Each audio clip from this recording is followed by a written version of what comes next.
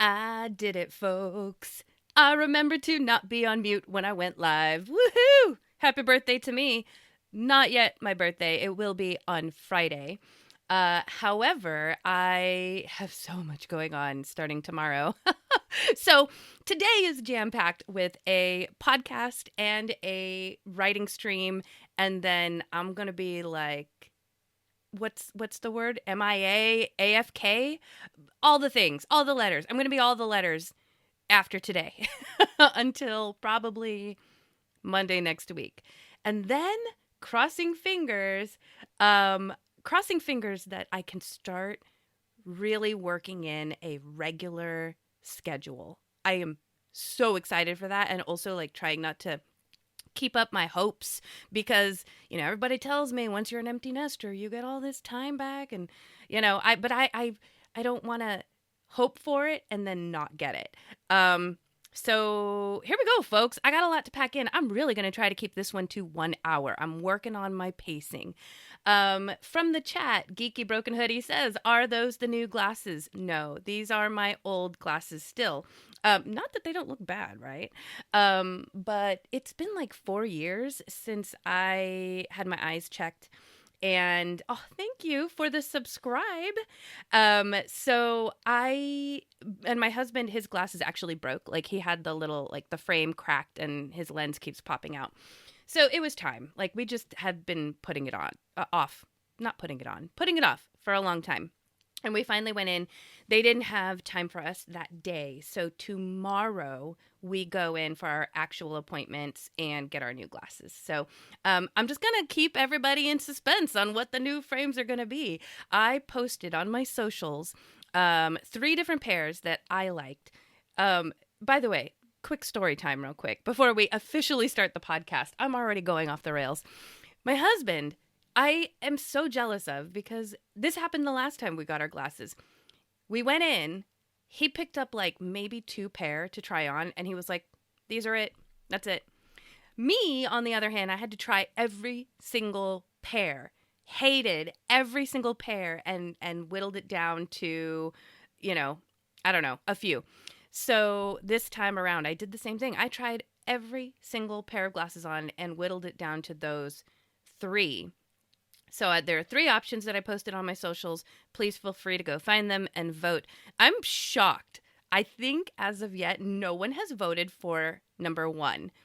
And I mean, I take no offense to that whatsoever. I'm just really curious. Like, what is it about number 1 that people don't like? Like, does it not fit my face? Is it not the right style? Like, I'm just curious. So, all right. Oh, boy. Lots to cover. Let's do this. I'm going to try to stick to a format. All right. Welcome to Perty Nerdy After Hours, but before hours subtitle, because I tend to run these fairly early. First segment, things that light my bulb. What is lighting my bulb right now? All right. So last night, I did an interview with, the channel is GoIndieNow, and their show is Zero Exposition. I was on another show previously with GoIndieNow called Zero Means You're Dead, which is primarily focused on tabletop gaming. Zero Exposition would be mostly focused on writing. And it was really, really fun to be able to talk more about the fiction writing that I do. I mean, there were still some, excuse me, folks, I'm burping. There was still some conversation around gaming, but it was really nice to be able to focus on my fiction writing. And while we were talking, we got into the conversation of like my youth and writing horror as a child. I'm going to show you a few things that I pulled out last night. All right. Just in case you missed the podcast last night, you're going to find this interesting. I hope you do. So, number 1, I had to move my mother recently from her current home to an assisted living facility. And there was a lot of cleaning out to do, as you know, that's just the nature of the beast. And there was one day that my husband came to help me clean out the house. And my husband and I have been married for over 20 years. He knows all about me. He knows that I have a horror movie watching season, that I go to bed watching true crime, people getting murdered in the middle of the night, and I can go to bed with that on. I'm just very comfortable in the horror space. And that I've always had a vivid imagination, and that, I'm a creative person. He knows that I used to write as a youth. So I don't know, I guess, why. I don't want to say I don't know why it came as a shock to him, but it came as a shock to him when we were cleaning my mother's house out. And he finds this brown, nondescript binder. And he brings it to me and he's like, hey, I found something kind of disturbing, and I don't know what you want me to do with it. Is this like a keep or a throwaway? What is this? Why does your mom have this? And I didn't really recognize the binder immediately. However, when I flipped through it, I started laughing because as a child, and I'm trying to think back to how early I remember doing this, but I think I must have been at least 10, maybe 9. I don't know. I'm guessing. I would spend Sundays with the newspaper, because Sunday was the biggest newspaper. And I would go through, and now this is coming from a Christian household, by the way. We would go to church on Sundays. And then afterwards, I would bring the paper in my room and I would clip out clippings of murders, trigger word for anybody, but like suicides. I would clip out the worst stories imaginable from these Sunday papers, and I saved them, and then my mother saved them, and I'm not sure. I mean, bless her. I'm so glad that she did. Look at, oh my God, isn't that amazing? Oh, it's so, okay, all right. So for those who are listening to the podcast and not watching, I am literally pulling out like these. Is there a date on any of these? Hold on, let me take a look. I'm pulling out these old newspaper clippings that I saved in a in like a little binder with those, what are the clear plastic sheets that go over pictures. Oh my gosh, I can't even read this right now. This is why I need new glasses. Is there a date on any of these so I can figure out when I did this? I don't see any dates. Somber Nights marks SF's worst mass slaying. I mean, inmate found dead. All right, so as a youth, I was saving these because I just thought they would be good story fodder for the future, because I was already writing stories. I think about this now, and I'm trying to put myself in my parents' place of like, we just went to church and then we come home and that's the first thing that I do. There is also a story my mother tells me all the time when I was about 3 years old, that she swears like I was an evil child, that I just would not listen, that I was like just horrible, and that both my parents took me to church at 3 and had me prayed over because I was like Damien or something. I don't know. Now, I don't remember any of that, but like just thinking back to my childhood and trying to put, now that I'm an adult, putting myself in my parents' place and going, wow, they were worried about me.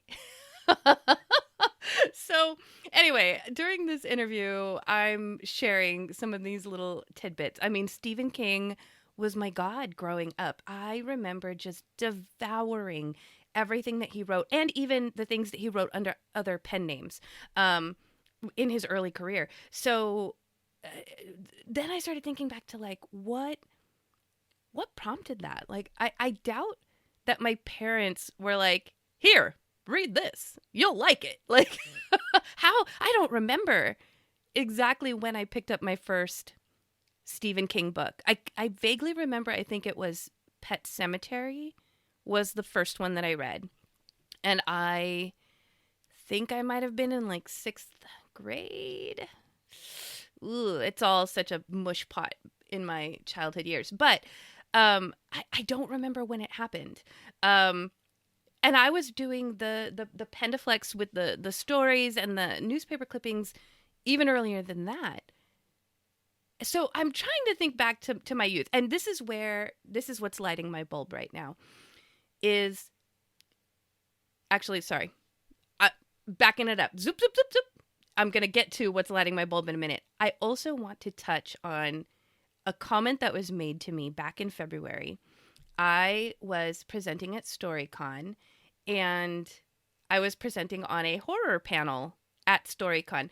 Now, if you haven't seen any of my clips on StoryCon is a convention. It is like by authors, for authors, etc. However, it is also highly geared towards the youth of our generation and giving them everything they need to become the writers and creators that they want to be. Every child should have access to a book. Every child should have access to education that teaches them how to write, to be creative.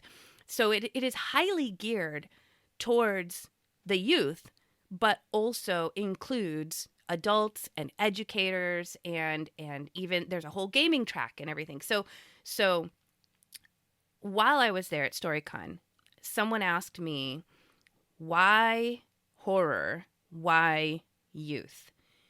And it really got me thinking, like how did I start reading horror at a young age?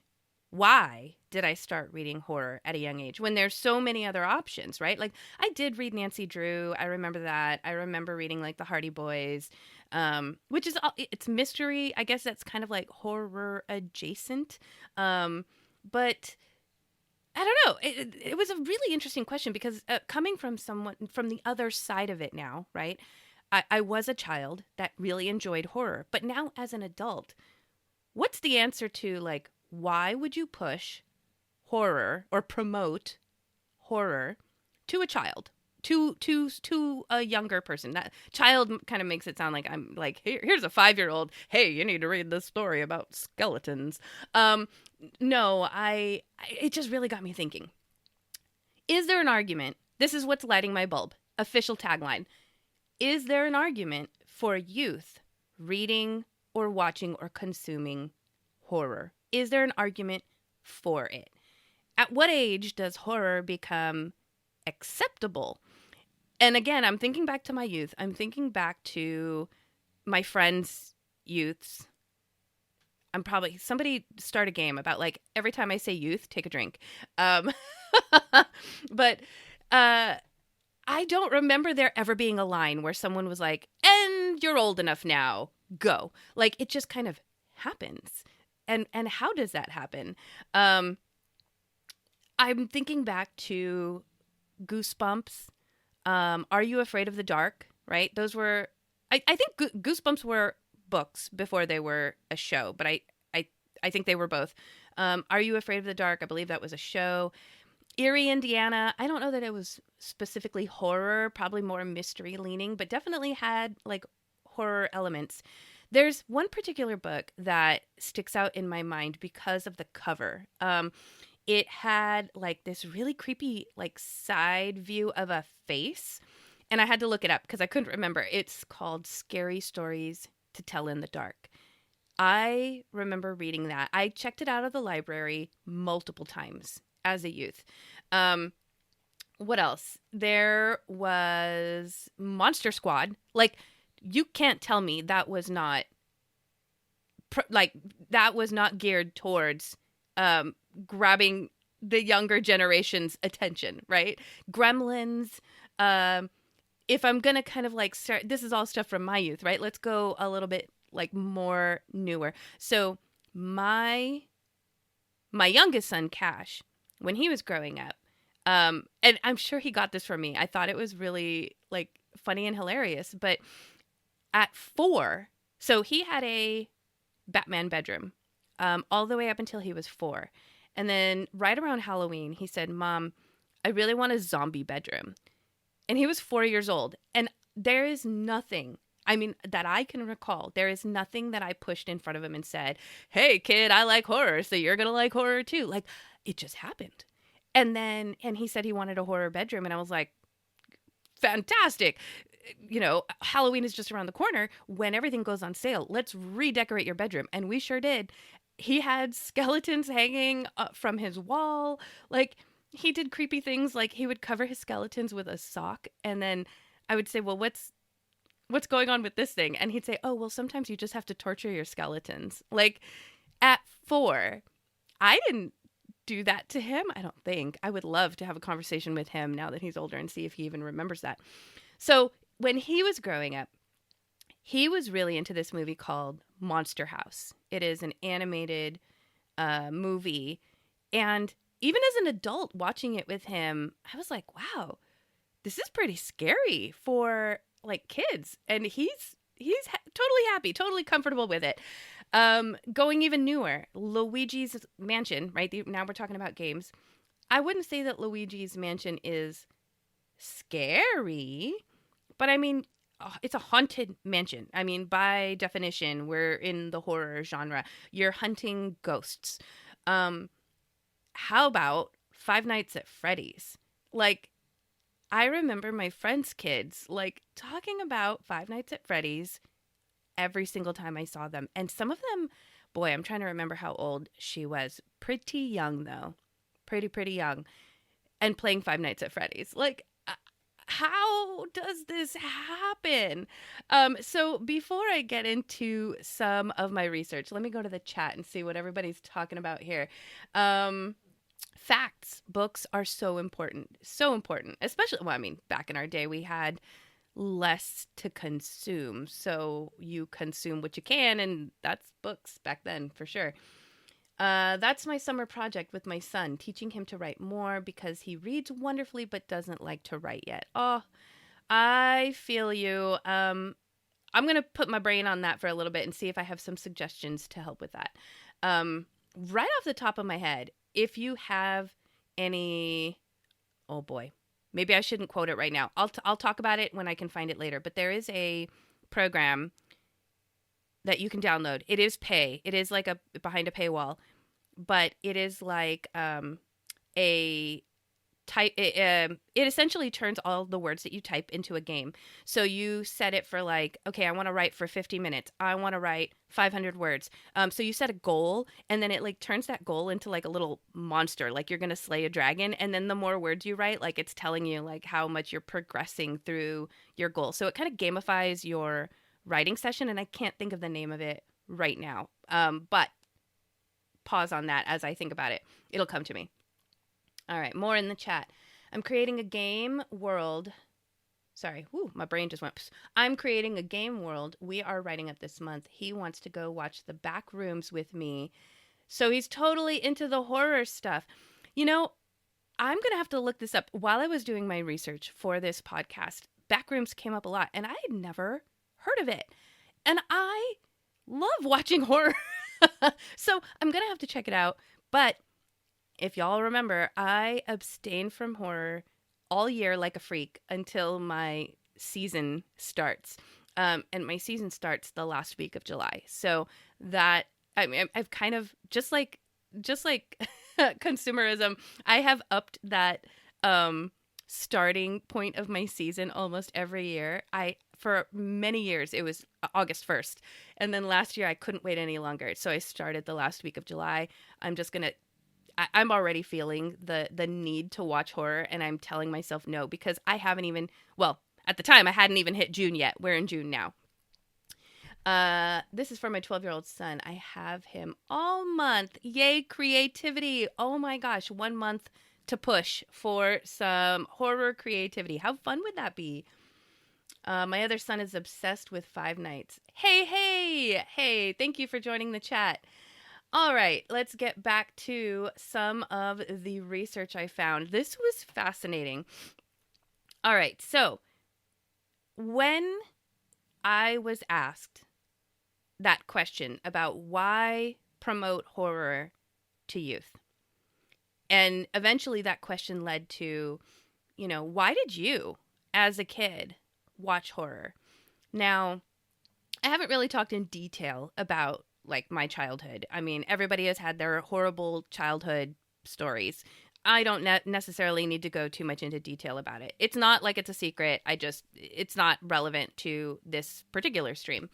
Needless to say, it was not the best childhood. And eventually I did run away from home at 15.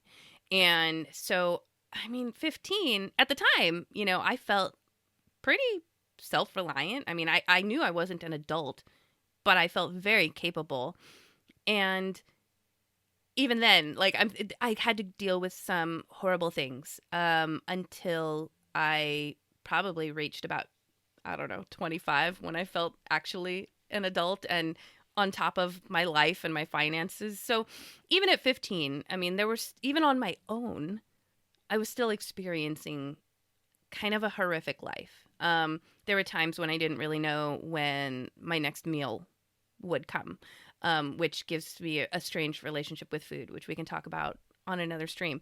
But anyway, so I think back to my childhood, and really the only reason that I could come up with for why I enjoyed horror as a child is because it gave me kind of a rush, an adrenaline rush, a way to experience horror, something horrible happening that wasn't happening to me, which actually sounds very sad when I say it that way. But, you know, being able to experience a safe horrific experience, the dopamine, the endorphins, the you know, spike in your heart, but knowing that I can close the book and it's done, and that experience is over. So while I say that out loud, that sounds horrible, but going back to my statement, I mean, I think everybody I've ever talked to has something in their childhood that was just an awful, traumatic experience. I don't think any of us are safe from that. Very few of us are safe from that. So as a child, being able to experience something that is still exciting and scary and gives you that rush, but knowing that you're safe, there's an element to that I think is very important. Like I said, for me, it was almost an escape. Escape from my horror. Let's experience someone else's horror.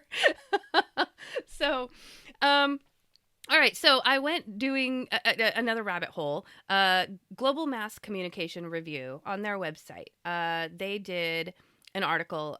Viewing horror in theaters or with friends provides psychological catharsis and a shared emotional release.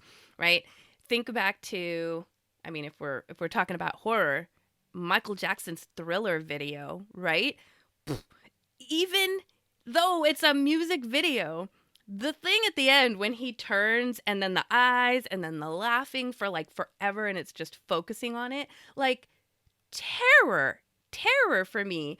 And everybody experiences that video and everybody can just enjoy and love it, right? Everybody can say, oh my gosh, what did you think about that video? Oh, I thought about this too. And it gives you a touch point with someone else to talk about that thing and connect on that thing. Or of course, you know, the dance, which I don't know if you can consider that particular dance, like, I mean, it's horror related, but people connected on that. How many people have you seen at a wedding or some dance venue and then that song comes on and everybody knows the dance? Like, they connect on it.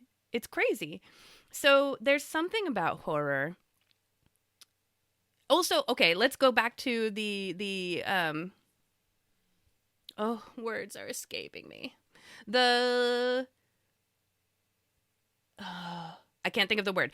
The thing that you always think about. Why does my brain do this to me? I'm a writer, and then my brain goes, you don't know any words. All right.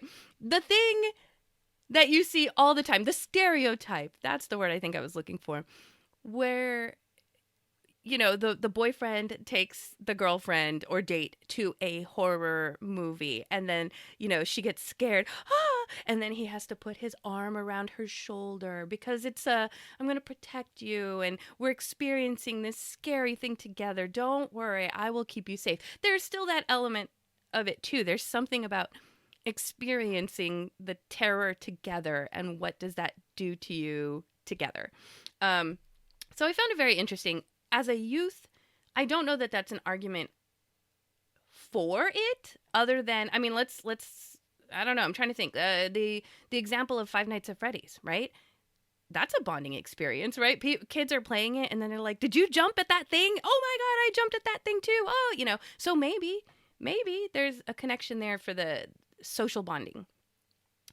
Great American Journal made an article that said, for this is an argument against. Oh, right. I wanted to make sure I provided both sides, but for children whose cognitive development and worldviews are still forming, intense horror can sometimes cause lasting anxieties, phobias, or sleep disturbances. It was very interesting when I read this. Excuse me. Now, this could go back to just my horrific life back in the day, but I very much had trouble sleeping. I guess you could say I was addicted to sleeping pills for pretty much, I think it was right around the time I ran away from home. I remember taking sleeping pills. I could not sleep at night. And then it became a control thing where if I didn't take the sleeping pill, I would kind of have anxiety and just wouldn't be able to sleep. So I took sleeping pills up until, I mean, let's see, it was around the time that I started living in this house. So I would say 5 years ago. That's a long time for a person to go with trouble sleeping.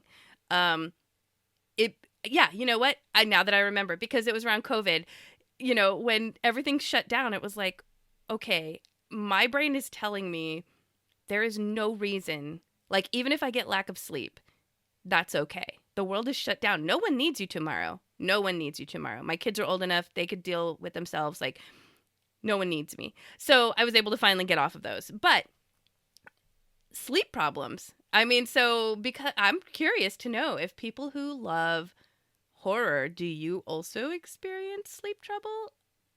Does that come with the territory? But let's talk about this. All right. So the argument against exposing your children, your youth, to horror. So Great American Journal talks about the constant struggle of power between parents and kids, right? Parents, you want to protect your kids from all the horrors of the world, literally, right? Not just movies, not just books, not just games, but all the horrors you want to protect your kids. Kids, by nature, kind of want to fight against the system. They want to push boundaries. Kids will push boundaries. So I think, going back to my original question of like, how do you, as a kid, get exposed to horror? Because I really don't know too many parents. I don't know any parents that have said, here, read this. You're going to love it.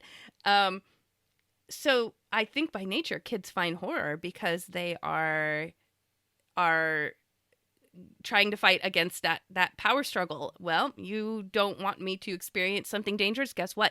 I'm going to experience this book, this movie, this game. And I'm kind of breaking the rules. Like, it's kind of dangerous.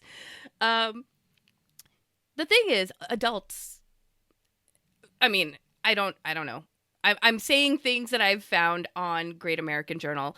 I have a hard time saying like full extreme statements because I want to make sure I try to represent both sides. But Great American Journal says adults understand the difference between reality and fiction. Of course, kids have a very overactive imagination and may struggle with that line. But when does that line occur? Remember, that's the question. Does it happen when you're 13? Does it happen? It must happen at different ages and stages for everyone. Which is why I think in general, I really do think people, they just find horror. You don't even have to push it in front of kids. You don't have to promote it. We're going to find it because that's just I don't know, like you feel like you're ready for it at some point, right? I don't know. I know people in my life to this day, they're grown-ups and will not watch a horror movie. It's just not for them. They never crossed that line of curiosity, or maybe they did, but then they were like, oh, nope, not for me. So it happens differently for everyone. It's just so interesting. There are physiological effects that happen when you experience horror. You have your spiked heart rate, the adrenaline, anxiety, stress, potentially trouble sleeping, nightmares, things like that.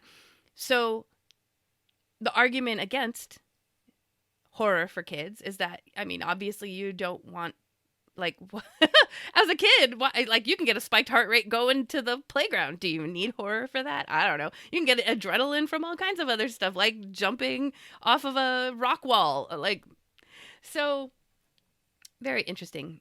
And then there's desensitization, which, yes. I mean, it's a proven thing. You can become desensitized to something the more that you experience it. Does that mean, like, I struggle with the word because I can be desensitized to the idea of watching horror, but the horror is not removed when I watch horror movies every year. I still experience the horror in the way that I want to experience it. If I was desensitized, it almost feels like I would be, to me, that equates to being numb, to not experiencing anything when I'm consuming horror. And that is not the case.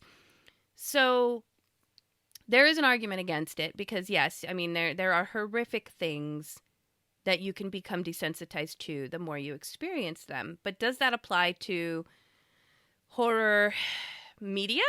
Like movies, books? Does that apply? Maybe my definition of desensitization is different than everyone else's. Yeah, so, boy, back to what's lighting my bulb. The question, when and where is that line from childhood to adulthood? That line of you shouldn't consume horror to, well, consume horror, it's okay. Like, when and where does that happen? I'm so curious. Why are some people drawn to it while other people are paralyzed by it? The one person that I'm thinking of right now who is paralyzed by horror, by all accounts, she had a fantastic childhood. And comparatively to mine, definitely a fantastic, wholesome childhood. So why is she paralyzed by horror and I am drawn to it? Very interesting things to think about. Is there an argument to be made for promoting horror to our youth? I don't know. I mean, because I love horror, I want other kids to experience it too, but I didn't even have to promote it to my son, and he went straight for it. Will they find it anyway? I think that answer, I feel like that question, as I've talked it through, I think I've answered that. I feel like they will find it anyway. If they want it, they will find it. So, do we have to promote it? All right. Let me go back to the chat because that's I don't have any definitive answers. That's the question that has just been lighting my bulb since the interview last night. Let's see here. My college did a thriller dance. Oh, a thriller dance class in October. I wish I could have joined that because while I love horror, I am very dance challenged. Is that a word? I can't dance. I can move, I can shuffle, I can do these things. Woo, everybody enjoy my dancing. I don't dance. And I am so jealous of the people who learned that dance because, like, I can't even do line dancing. I don't retain it in my brain. So if I see people doing it at a wedding, I will like watch avidly, and I'll have to watch as I'm following. It's like I'm watching my feet. I'm watching their feet. But once that dance is over, it's out of my brain. It's gone. Can't remember the moves. I would have loved to do a Thriller dance class. That's amazing. Oh, you remember most of the Thriller dance too. Okay. My son gets exposed to a lot through his peers, not parents. That's another interesting rabbit hole to think of, because when it comes to my childhood, I don't know that I recall my peers bringing any horror to me. I think I was the one, if anything, probably bringing it to other people. Yeah, but then the question goes, well, how did that peer get exposed to it? How does it's like an underground virus in a way. Like, horror just has a life of its own, and it will find the next victim for it to be like, it's going to pass itself along, but no one knows how. It's so interesting to me. I might have to write something about this. Looking around the world at large, horror finds them, sadly. Yeah, YouTube for sure. Now, there's so many more avenues to experience horror, and YouTube is a great place for indie filmmakers. I've found a few very short horror films. I have a particular friend, I don't know if he's in the chat, Blank QZ, who will send me, because he knows that I love horror, and he will come across some like indie film on YouTube and send it to me. And some of them are really interesting. So even people who make horror movies have an avenue to spread their love. All right, let's see. How long have I been streaming, folks? Whoa, that was 42 minutes. I have a lot to cover. All right, let's move on to State of the Nerd. I have done a lot this last week. All right. So I don't think I've talked about my Accountability Tuesdays, and today happens to be a Tuesday, which is weird. My brain keeps thinking it's Wednesday. All right, today's a Tuesday. So on Tuesdays, what I have started doing, I started doing it earlier this year, and it has just increased my productivity like exponentially. So I will probably share a template on my Ko-fi, my coffee. I have trouble pronouncing it coffee, but I even looked it up, and people call it coffee. Ko-fi. I don't know. Anyway, they call it coffee. But part of my State of the Nerd update is that I created a Ko-fi shop, coffee shop. You may see in the chat there are now little timed reminders, I don't know what you want to call it, to let you know that I have a Ko-fi shop. So if you've been thinking, gee, I want to know how I can support Perty Nerdy or Amber and what she does, I now have this coffee shop with membership tiers, and I will also be putting some things in the storefront that you can get outside of membership. So I'm trying to create it in such a way that, hey, just watching me for free and engaging in my chat, the best support I could possibly ask for.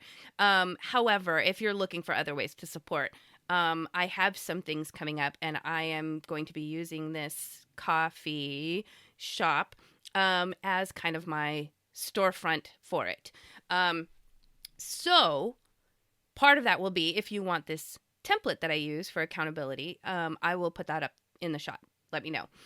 So Accountability Tuesdays, what I learned, and this kind of ties into the community topic we're going to talk about later, is that everybody's process is different.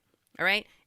If you watch other creators out there, if they're not talking about their processes, like, ask them, because sometimes I feel that people who are new to writing, people who are like in the beginning of their journey as a creator, watch other creators, and the comparison starts happening, like, oh, they're so good, I'm never going to be like that, and like, but you find out, if you ask, like, everybody's process is different, so you can't compare. You can't start looking at them and going, well, if I do exactly what they're doing, it'll work out for me because it worked out for them. That's not necessarily the case, and you are a completely different animal in person. So when it came to writing, people would do word counts as their like motivation and progress tracking, and word counts don't work for me. I've talked about it in a prior stream, so I'm not going to delve too deep, but it is demoralizing for me to count words because I don't know why. It just is. It didn't work. I would try and then I would fail and I would go, gosh, I just must not be as good of a writer, as good of a creator as all these other people who word count works for. It wasn't until I heard a podcast, they were talking about all their creative processes and every one is different. And it really opened up my eyes. And one of them had a process that I wanted to try, which was this spreadsheet. So now, instead of daily word counts, daily progress tracking, I do it weekly. And when I do it with this spreadsheet, it is motivating. It is energizing for me versus demoralizing. So all that to say, everybody's process is different. Give it a try. We're going to talk about that later in the community topic. So I'm going through my accountability list to tell you all the things that I've done in the last week, because this is why this tool has helped me to do all of this in 1 week. So this podcast that I'm doing, After Hours, I say podcast, right? I was putting it on Twitch as a chat, but I'm reframing this as a podcast. Is now on all major podcast platforms. I've created an RSS feed. It's on Spotify. The only thing it's not on at the moment is Apple. I tried going through that process. It's very problematic. Doesn't mean it won't be there. It's just going to take me a little bit more time. So After Hours is now officially a podcast. Hooray! The other thing that I did, I made an unofficial announcement. I can't remember if I did it on the last stream or not, but I will be at Philadelphia Area Gaming Expo in January, waiting for the initial... Wow, folks. Why? All right. I am waiting for the official announcement for Philadelphia Area Gaming Expo. I'm just going to talk at this speed because apparently that's all my brain can handle at the moment. But I had to send them some information for them to do the official announcement. So I was able to do that last week. I did an interview with GoIndieNow on their show Zero Exposition, which I talked about earlier. I scheduled a couple of weeks worth of social media posts. I created a crossover ad for MagmaCon in Fantastical Geographic. Excuse me. And I'm working with MagmaCon to do some Fantastical Geographic promotion. So there's kind of a crossover. I don't know what my fingers are doing. They're scissoring. Happy Pride Month, everyone. I did some crossover promotion work on that. So that will hopefully see the light of day mid-June. I've been talking about how I need to do some updates to my game that I'm creating, Farm to Table Frenzy. And so I started the map updates on that, and hopefully we'll finish it in my next stream today when I do my productivity stream. And then I set up this Ko-Fi coffee shop. So a lot that I did this week, and there's still a couple more pieces that we're going to use for our ad hoc hui coming up. So I've been talking about Fantastical Geographic that I have become a part of. And for that, I am going to be doing a monthly advice column article coming from the perspective of a character that is based off of my grandma and her unconventional wisdom. So I'm going to talk a little bit about the article. And then if you want access to that article, please become a member in my coffee shop. Coffee. I really should talk to other people who have coffees. And how do they say it? It sounds so... I'm just stumbling. I want to say Ko-Fi so much. All right. So I'll be sharing those every month. What I love about Fantastical Geographic is that everything that I create for them is not only exclusive to them. I still get to share it with you. So if you only want the things that I am creating for Fantastical Geographic, you can get them in my... I'm just going to say Ko-Fi. In my Ko-Fi shop, including my monthly articles, Mama Junie from the Field. I also will be creating, I already have created a magical item that you can put in your world. I've been writing everything in a plain text document for those who need plain text, but I also have highly formatted, in this one is home brewery formatted magic item.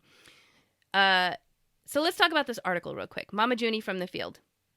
So the article, sorry, let me back up. The Fantastical Geographic issue for June is going to be based out of Baldur's Gate. It will be our first free issue because it is not our IP. It is Baldur's Gate, right? So this is your chance to experience what Fantastical Geographic has to offer in the webzine. The webzine will be free.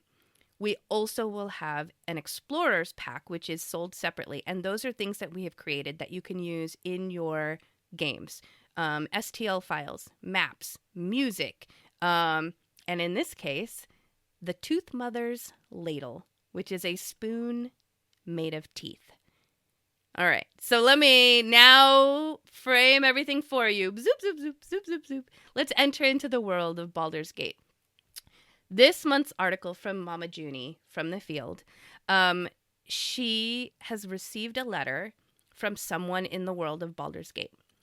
It is a woman who is asking for advice because she thinks her mother-in-law might be a hag.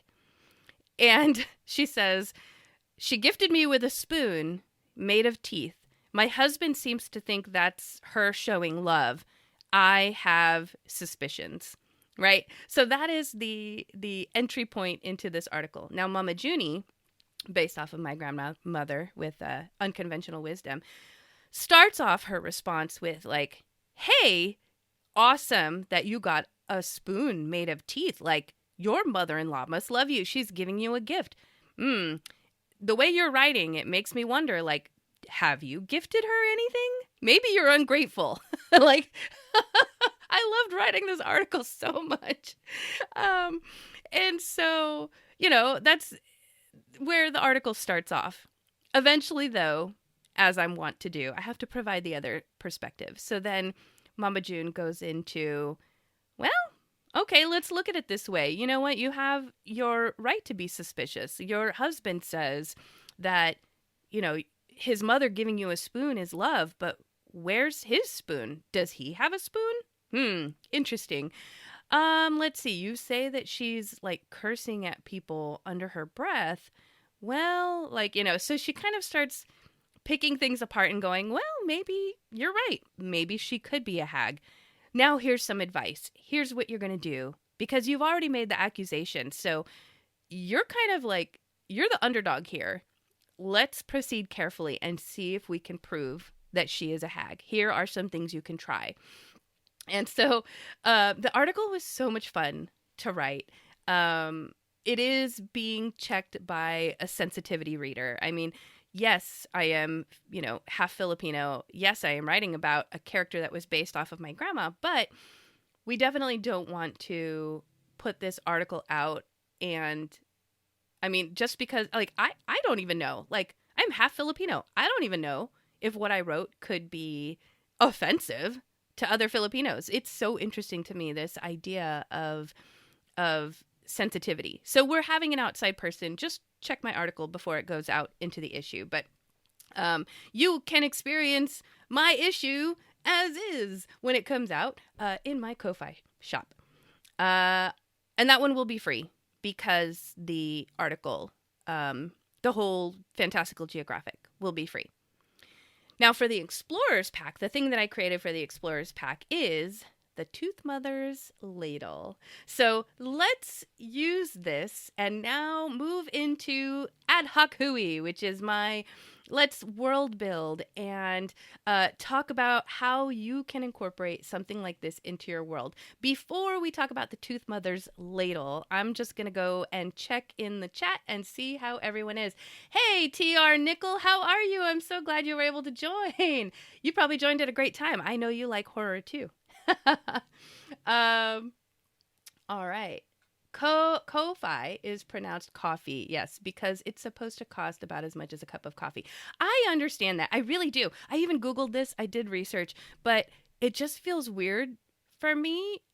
And maybe it's like a generational thing. Like maybe I'm too old for coffee. Maybe I'm too old. Because then I feel like someone's going to listen to it and they're going to go, is that nice young lady running a coffee shop? Like, I don't know. I'm old. I don't know. I'm going to have to figure it out. How am I doing? TR Nickel, I am doing amazing. My birthday is in a few days, and I have officially started this new podcast, which I'm really enjoying. And I am very excited to share with everyone the Tooth Mother's Ladle that I created. I don't know why I haven't done this before. So many other creators have shops for things that they create, and I just never. It's one of those things I've been learning about myself, because creativity comes so easy to me. I hate to say that. It sounds like I'm like bragging, like I'm so smart. But because creativity comes so easy to me, I almost undervalue it. When creativity doesn't come easily to other people, ideas and invention are not easy for some others. And so they find more value in what I do than I find value in my own things. And it's taken me this long to kind of try to see what I do from other people's perspective and actually value it, to the point where like I can actually tell myself like, yeah, someone might want to throw a couple bucks at this. Why not? Like, so very excited to announce this coffee shop. I'm just going to awkwardly pause every time I say coffee. That's how people will know that I'm not actually talking about coffee. All right. Thank you for the happy early birthday. All right, let's talk about this Tooth Mother's Ladle. So because this is a podcast, I am not going to share my screen. I've shared my screen in previous episodes, and I find that when I'm trying to clip things, it just makes everything problematic. And this is a podcast where some people cannot see the thing I'm showing you. So this is helping me to remember that I have to be very descriptive for the audience out there that is not on the stream. So Tooth Mother's Ladle. Oh man, I was so excited to create this item. I cannot wait for this to come out. So since I wrote that article and there's a hag who has presented someone with a spoon made of teeth, I thought, this is a magic item I would totally have in my world. And I've created it in such a way that it can be system agnostic and you can put it in any world. I've labeled it as a wondrous item. It is rare and it does require attunement. This large spoon is handcrafted from the collected teeth of beasts, monsters, and mortals. Each tooth carries an echo of it. Each tooth carries an echo of its former owner, preserving fragments of memory, instinct, talent, or magic. The handle is typically formed from a long, slender dragon's tooth or a similarly impressive fang, right? It's not like there's a Costco of teeth where, I mean, maybe in your world there's a Costco of teeth, but every one of these ladles is going to be very unique in shape and size and makeup, which means you may not always have a slender dragon's tooth. So you may have some other impressive fang. And it will be hollowed along its length to house a carved wooden core. At the opposite end, there is a massive molar, often harvested from a giant mammoth or other great creature. It's hollowed out and inverted to form the bowl of the spoon. So essentially, this spoon is at least 2 massive teeth, right? Something that's long and slender for the handle, something that can be a little bit more cup-shaped and hollowed out. There are smaller teeth that are carefully affixed alongside the handle and around the rim and the underside of the bowl. The incisors of tradesfolk, mages, warriors. They rest alongside wolf fangs, shark teeth, bear canines, and even stranger specimens of the wider world. So, I mean, obviously, this is something that is crafted with a lot of time, a lot of care, maybe in some cases a lot of love. I mean, this hag may be a really good mother-in-law. We don't know. Because no 2 collections of teeth are ever the same. Everyone is unique in appearance and memories and abilities. All right, so let's talk about this. I was thinking about attunement, right? This is not something. Now, yes, this is all worded in such a way that it's very much D&D coded, but, whatever you need to do to fit it in your world, make that happen. I want this to be in every world. All right, so attunement. I was thinking about it. It shouldn't just be, only druids can attune to it, only this type of person. I want anybody to be able to attune to it. But what you have to do to attune to it is you spend a short rest and you eat from the spoon. Yes, you have to put these teeth to your teeth. That's already horrific. I love the image. So you have to eat out of this spoon.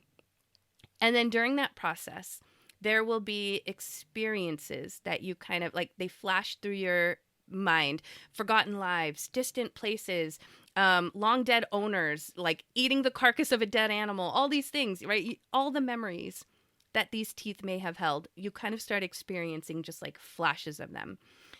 And then upon completing the attunement, you will learn the identities of all special teeth. All right, remember that.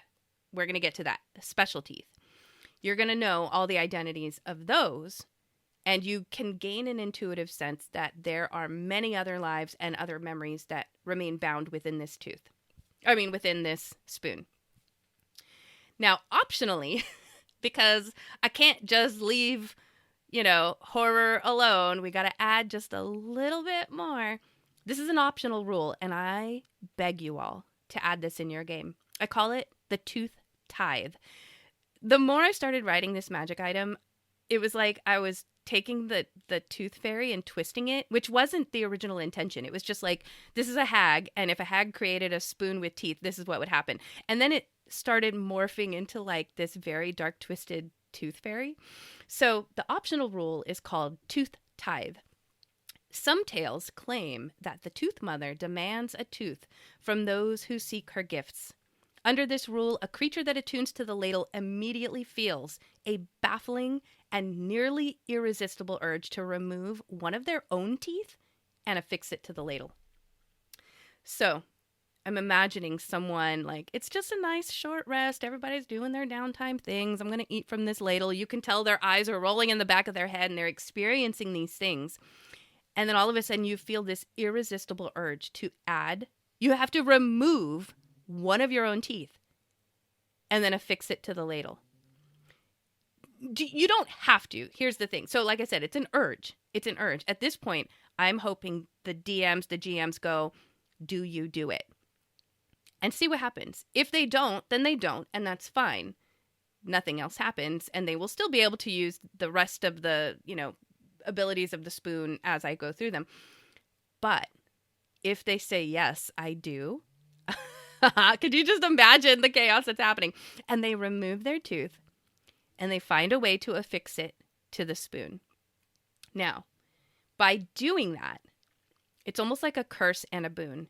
The second they do that, they will find out that they can no longer unattune to this spoon while there are active teeth on the spoon.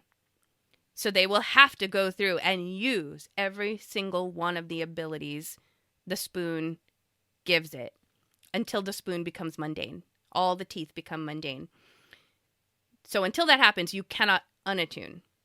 However, in return, the contributed tooth now becomes an additional tooth known as your tooth. That's all it's called, is your tooth. All right. So let me kind of give you an overall idea of this spoon. So on this spoon, I mentioned there's like some really big teeth. Those are called the special teeth. So there's usually about 6 special teeth attached to the spoon. And those are the teeth, when you attune to it, you know what those are. We're going to go over those in a minute. Then there's a whole bunch of additional teeth. So there's special teeth and there's additional teeth. Additional teeth are like the tradesfolk, the beasts, the other weird creatures that may have been included. Those are all the other teeth. And those, you may not know what those teeth are, what they do. We're going to talk about that in a minute. And then if you add your tooth, it literally is called your tooth, and it will become one of those additional teeth. All right. So I want to check the chat real quick and see what everybody's thinking about this so far. Okay, nothing yet. That's fine. All right. So let's go back to, here we go. Okay. So invoking a tooth. Once you invoke the power of this tooth, a tooth, you can only invoke one tooth at a time, the power of one tooth at a time. It takes place immediately. And then once its power is used, that tooth loses its luster, it becomes mundane, and now it's used up. All right. The tooth mother's ladle, it will contain 6 special teeth, as I mentioned, and then 3d6 additional teeth determined by the GM. And there will be a little roll table, and I'm going to go through what some of these teeth do. Now, the GM has the option of letting the player only know about the special teeth, and then the additional teeth are just kind of like unknown teeth until they use them. It's one, like, they can remain hidden. They don't know what kind of teeth they have or what the powers are until they try to use it, and then the DM can just like roll it. There's that level of chaos, or the GM can choose to like, here, you also know what these additional teeth are. Let's go through the table. So I want that to be an option. All right, let's talk about the special teeth. So there's 6 special teeth. There's the dragon's tooth, right? That's one of the big teeth. You exhale destructive energy. Essentially, you get a breath weapon attack for like 1 turn. That's it.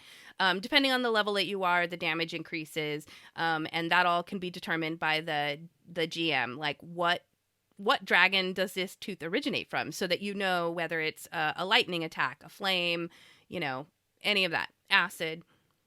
There is a monarch's tooth. For 10 minutes, you gain advantage on charisma, persuasion checks, and non-hostile creatures instinctively perceive you as a person of authority. That just seems like it would be so much fun to use. The executioner's tooth. For 1 minute, you conjure a spectral great axe in your hands. You are proficient with this weapon. While wielding it, your attacks score a critical hit on a roll of 19 or 20. So you just immediately become like an axe badass for 1 minute. There is a hag's tooth. There will always be a hag's tooth. And for 8 hours, you will gain the ability to cast Bestow Curse once. So this is one of those kind of teeth where you want to think ahead, like, oh, maybe we're going to infiltrate something or someone, and like, I want to be prepared and have this spell kind of held. Then you can. There is a hero's tooth where you can gain 1 heroic inspiration. Or if your game doesn't use inspiration, you can instead gain some kind of like advantage on an attack roll or saving throw or ability check for the next hour. And then there's the giant molar, which is the big cup part of the tooth, of the spoon. So this can be from an actual giant or some great beast. And it will infuse you with the strength and stature of someone that size. So for 1 hour, you will increase by 1 size category. And then while you're enlarged this way, you also have advantage on strength checks, strength saving throws, extra damage. Your clothing and equipment will all grow in size with you, unless you want it to be like the Hulk and it's just like ripping off of your, rippling biceps. So those are the 6 special teeth. Those are the ones that you will always know that they are there, and you will know what they do. Then you will roll 3d6 for the additional teeth. And this is a long list. I don't have to go through what every single one does. I will just give you kind of some ideas. So we have about 6 tradesfolk teeth. There's a blacksmith that will give you like extra bonus to attack and damage rolls. There's a farmer tooth, which will help you with like identifying plants and animal handling and foraging and things like that. There's a hunter, which will give you advantage on like survival and tracking. There's a miner tooth. And when I say miner, not like a child, someone who is in a mine shaft, miner. You'll gain dark vision. You'll be able to identify like stone formations and navigation checks in an underground environment. There's a cook's tooth, and that will help you create, a restorative meal. There's a merchant tooth, which will help you on charisma checks and trades and negotiations. So those are the tradesfolk teeth. Can those be changed up for other trades? do it, man. Those were the 6 that spoke to me that I thought could be very useful. But there are so many other trades that you could create something like this for. Warrior teeth. There are 4 types of warrior teeth. There's the knight, there's the archer, there's the berserker, and there's the monk. So they all kind of each give you a little bit of an ability that, you can kind of intuit. For the knight, you're going to gain proficiency with shields and armor. The archer is going to help you with ranged attacks. Berserker is going to give you, kind of that like rage. Monk, you can deflect missiles. So if you think you're going to be in an area where there's going to be a lot of ranged attacks coming at you, that could be really good. There are teeth of the arcane and divine. So there will be a wizard's tooth, which will give you the ability to cast a first level wizard spell. A cleric's tooth, which will allow you to do, a little bit of healing. There's a druid's tooth, and that will allow you to cast Speak with Animals, and a necromancer's tooth, which will allow you to cast Spare the Dying. Again, all of these, like, you get to do it once, and then the tooth's power is gone. So, blow through them, man. There's also animal teeth. There's only 3 of them, and boy, was it hard to pick only 3 animals. But essentially, for the animal teeth, you get to wild shape into that animal for 1 hour. There are so many different animals that could be helpful. I chose the horse, the giant wolf spider for the spider walk, and the giant bat for like flight. So, and the horse is obviously like, if you guys are traveling and you need to carry some stuff, or I don't know, sneak into a farm, like there's so many uses for being a horse. And then there are strange teeth. So this was more, I wanted to find, monster teeth, if you will, with those creatures' abilities are something that you could tap into once and it would be awesome. So with the harpy, again, it's about flight, being able to move 40 feet and fly for 10 minutes. Goblin tooth, for 10 minutes, you gain the ability to disengage or hide as a bonus action. Blink dog. I liked the idea of adding blink dog because you can teleport up to 40 feet in an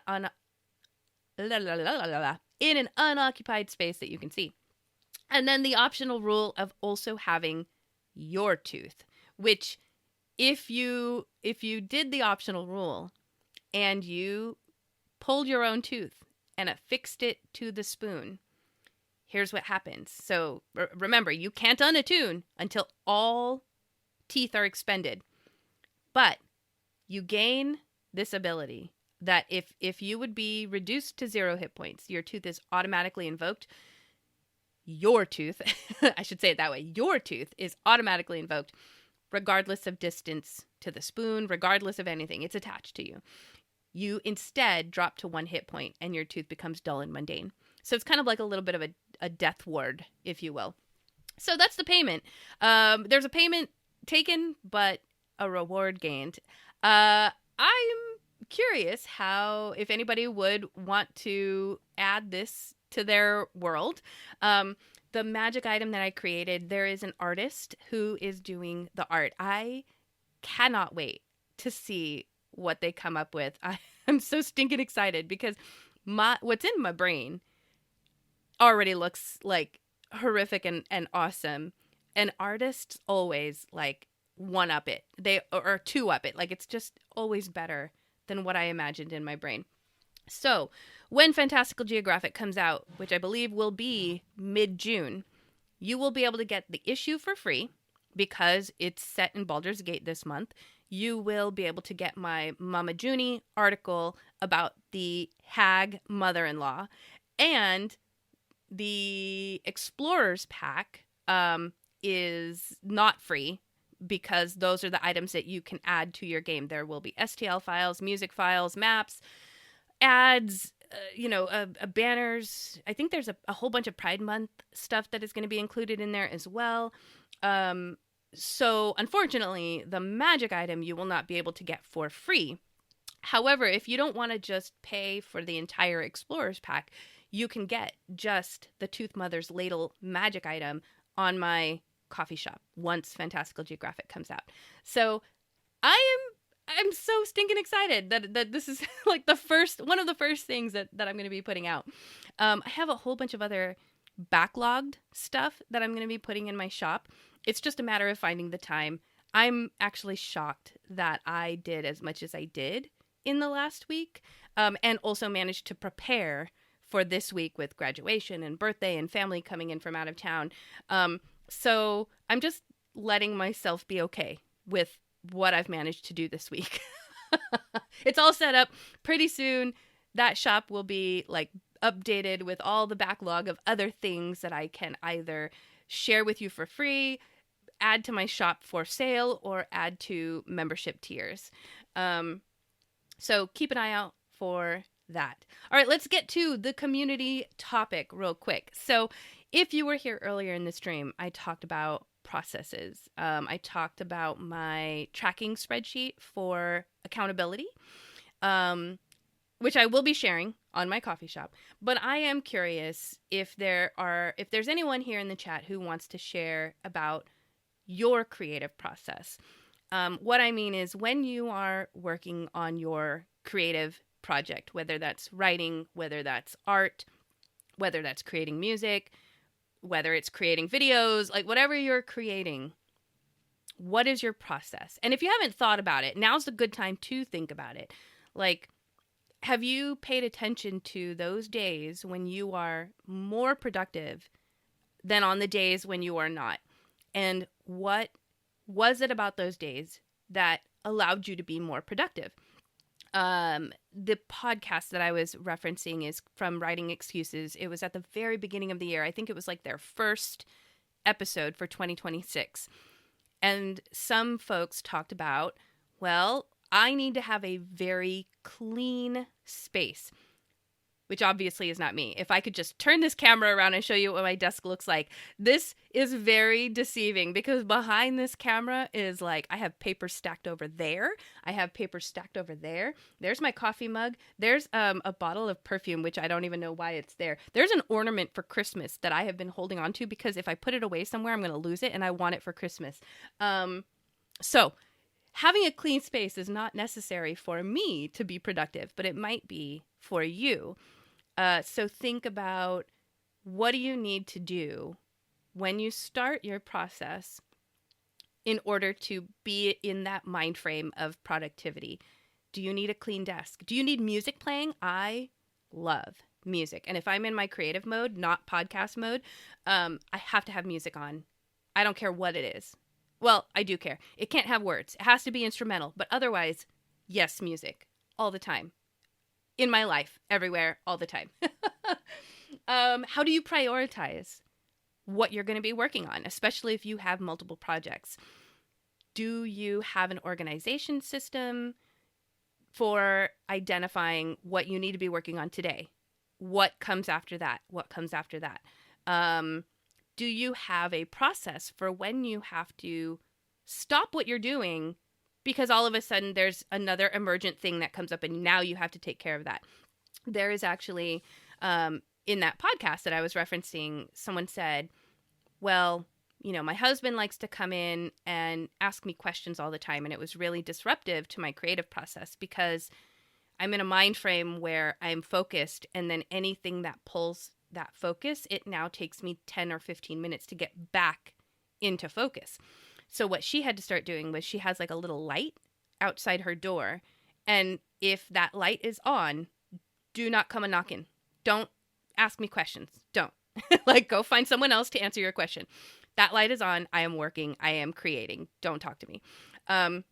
So I've also implemented something like that. I have if my door's open, people know that I don't care if you make noise. But if my door is closed, do not. Like, you can text me. I've actually told people, like, it's okay to text me. If I'm streaming, if I'm podcasting, if I'm in my productivity sprints, it's okay to text because I can at least look at it and then determine, do I need to respond to it? Do I not? And that won't pull focus. But talking will pull my focus. I apparently can't talk and do other things at the same time, I have learned. I'm very limited in that way. I can't talk and walk sometimes. Like, I just can't. So I would love to know what y'all do for your processes. I'm going to go to the chat real quick. Wish I was a writer to have a process. Hey, Blank QZ. I don't know if you were in the chat earlier, but I talked about you and how you send me like YouTube indie horror films every once in a while. So Blank QZ, wish I was a writer to have a process. Okay, I want to address this because there's a part of me that's like, but everybody has a process for something. You may not be creative if you're not, but you have a process. Like when you sit down to work, even though you don't enjoy it, but you have to focus. Is there something that you have to have? Do you have to have music? Do you put podcasts in because you like to have podcasts in and that helps you to be more productive? I feel like I want to push on like everybody has a process, but maybe I'm wrong. Maybe you don't have to have a process. I would be interested to have that be a conversation. The Lord Rev, howdy. I really struggle. ETU Circuit. Let me know if I'm pronouncing that correctly. I really struggle to do creative work at home, even if the kids are fully occupied. I get too bogged down with thinking about what chores need done. I had a separate office for a while, but finances meant I had to cut that back last summer, and I've been really struggling since then. You know, Serket, it's an ancient Egyptian goddess. Thank you for that. Okay. I was reading through and thinking about my answer to you as I was reading through, and I was going to say a separate office until you said that you can't. If you can't, would you be able to get away to work in a coffee shop or something like that? Would that be possible? And if it's possible, would that be too distracting? I had the opportunity. I say opportunity like it was actually almost a disaster. I was running a certification course, and I'm running it. I'm not just attending it. Like I have to run it and manage the chat and manage the technology all at the same time. And power was out at my house, and so I quickly had to go to a Starbucks, which I don't typically do. I prefer my own space, and so I don't work out of a Starbucks. But I did it the other day, and it was actually kind of like I don't know that I liked it so much that I want to do it all the time, but the change of scenery was actually kind of nice. And the only thing that I didn't like was Starbucks had their music on way too loud. And I think I realized then, like, yes, I like music, but it needs to be what I want to listen to, not what they have on. Also, there was words in their music, so that might have been it too. I didn't enjoy that part, and that was the only aspect. But it's okay. So you do that sometimes, but it's more limiting in hours. It is. And there's a little bit of a downtime to the, like, well, you got to get set up. You got to make sure you pack all the things. Let's hope you don't forget everything that you need when you go to Starbucks, and now you got to set it up. And then for me, what I didn't know how to handle was if I go to the bathroom, do I just leave like my very expensive MacBook on the table at Starbucks? That doesn't feel good to me. But also, like, closing everything up, packing up all the cords. Now I got to go to the bathroom, then just to come out and reset everything up. What do people do? If there's anybody in my chat that normally works out of a Starbucks or something similar, what do you do when you go to the bathroom? I would love to know. Let's see. If I get an idea for D&D, I'm usually driving, and I just talk to myself and think. Yeah. Have you tried texting yourself? Well, I do that. Why? So when I used to do my daily bike rides, because there was no multitasking, there was no anything else. My brain literally, that's all it would do was come up with ideas. And then there's no way to note take. I don't want to stop my bike ride just to text myself. So I would do the, like, audio command to my phone to text myself, and then I would say the thing that I was thinking of, and then I would get home from my bike ride, and there would be like a million texts of all these different things that I now have to transfer to some document, so I save it.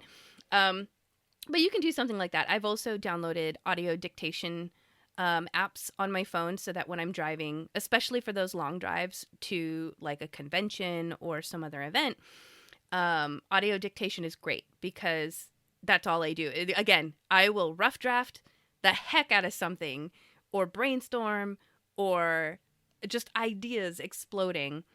And so I will use some kind of software on my phone to be able to capture those ideas so that I don't lose them. At least that way I can still feel like I'm being productive in some manner when really all I can do is just drive or ride my bike or, like I can't do anything else. For map making, I like having either music or an audiobook play. Helps me block out everything else. Oh, that's amazing. That's interesting with the audiobooks. Is there a particular type of audiobook that you can listen to? Or can you be listening to like a true crime podcast while doing a fantasy map? Like, is that... I'm curious if there's like a vibe you need, or if it's just like, as long as something's in the background, that's fine. Yeah, you can listen to whatever. Okay, cool. I envy people who can do that.